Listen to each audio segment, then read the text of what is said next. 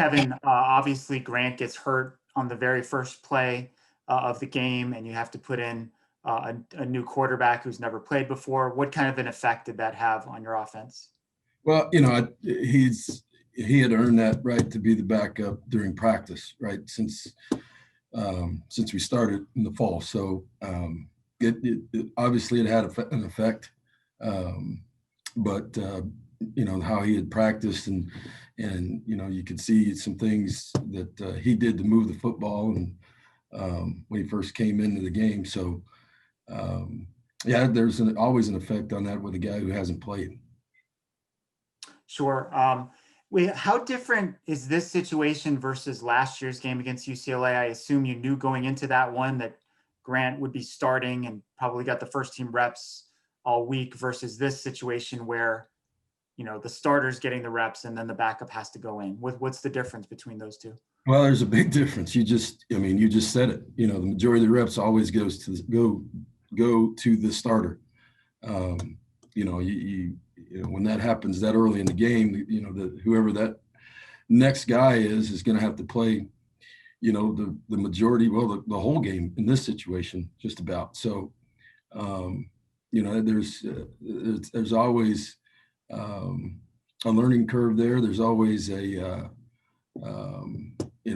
reps situation, but I think with any situation like that anywhere in the country, the starter gets the majority of the reps during the week, and then you do get a little handcuffed with a guy who is not getting that much, combined with really his first real action.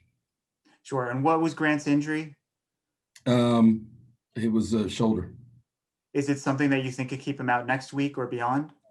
Right now, I couldn't tell you, Mike. I think we'll get back, and just talking with our crew, our medical team, we'll assess that tomorrow. Thank you. And throughout the week.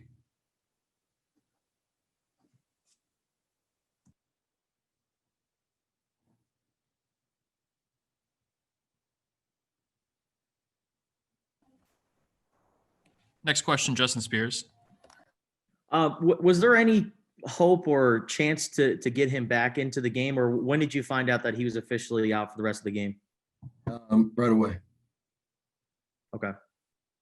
And the defense stepped up in the second half and had some stops. What did you like about the way they were able to respond after halftime? And can you point to maybe some moments in the second half that was really detrimental for you guys? Well, I think the big one of the big moments was when we went forward on fourth down, didn't get it in the first half, right? Which was a big swing because they scored. But then to come back in the second half and, our defense got some stops, we had some long fields, but, we made yardage, and even the last play, the field goal, we dropped the snap, and it makes it a one-score game, right, at 2013. So there are a lot of pivotal moments, but right now, off the top of the head, those two were really big. Next question, Alec White. Hey, Coach. Will had some ability with his legs to pick up first downs, run for it. If he's going to be starting and playing going forward, is utilizing him in the run game something you want to continue using going forward?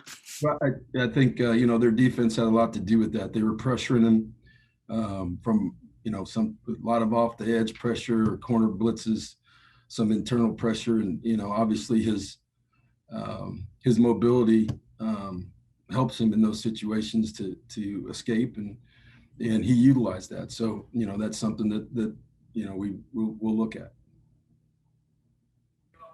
Next question, Michael Lev. You referenced that fourth down in the first half that came after. Looked like Brian Castile had a first down, but then he didn't. That was one of two plays that maybe could have gone to replay. The other one being that fumble. By Brown. Did you consider challenging either one of those two plays?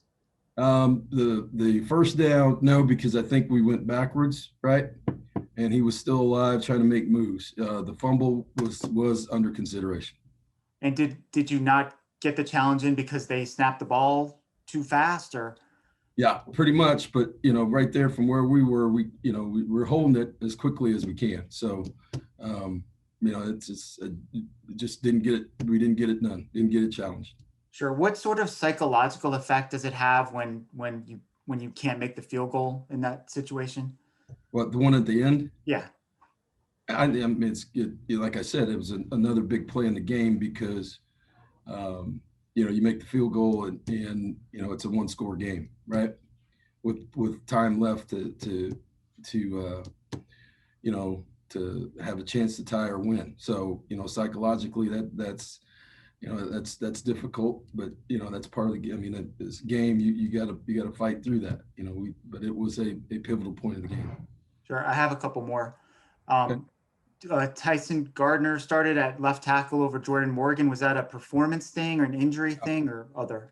He was just Jordan has been struggling the last couple of weeks with an injury, so it wasn't a performance thing. That was Tyson. As you saw last week, he came into the game because Jordan's has had a nagging injury for the last couple of weeks, and it just wasn't getting any better.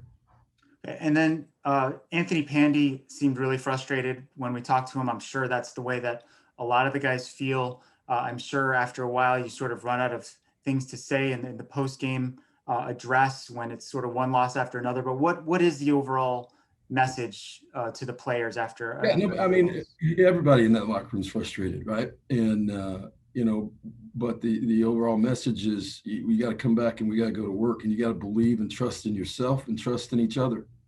And the only way to climb out of this thing is to get to work and keep working.